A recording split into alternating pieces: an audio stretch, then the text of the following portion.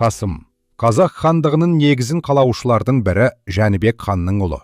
Ол ерте жастан ел билеу мен соғыста шыңдалды.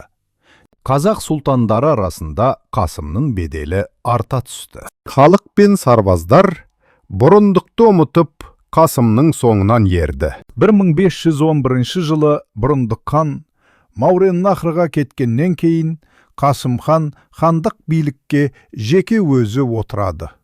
Қасым ресми түрде хан болмаса да, оның күшінің өскендігі соншалық бұрындық туралы ешкім ойламайды, және хандықты басқару мен хандықтағы бүкіл билікті өз қолына алады деп жазады Мұхаммед Хайдар Дулати. 1510 жылы Қасым хан шайбаниттерді күйрете жеңді. Қазақ хандығының аумағы кеңейіп, халқының саны миллионға жетті.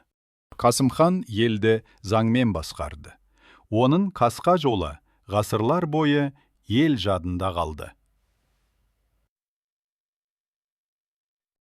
1519 жылы Қазақ хандығы Еділдің сол жағалауындағы өңірлерге де билігін таратты.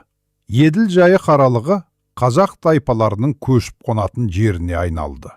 Осы кезде Қазақ хандығы Қырым, Астрахан хандықтарымен қарым-қатынас орнатады. Бұрынғы жошы ұлысының аумағында Қазақ хандығының күшеюі Алтын Орда езгісінен енді құтылған.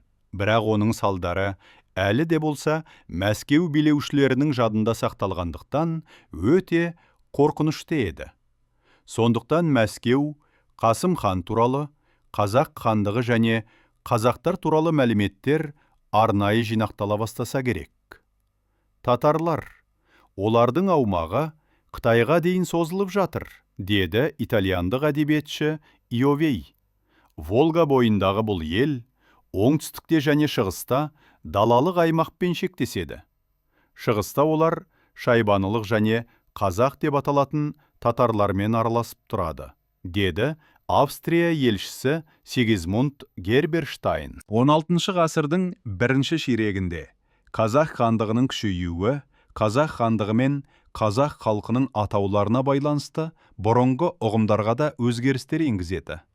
Көшпелі өзбектер, өзбек қазақ этнонимдерінің орнына ортақ этникалық атау қазақ атауы қолданыла бастайды.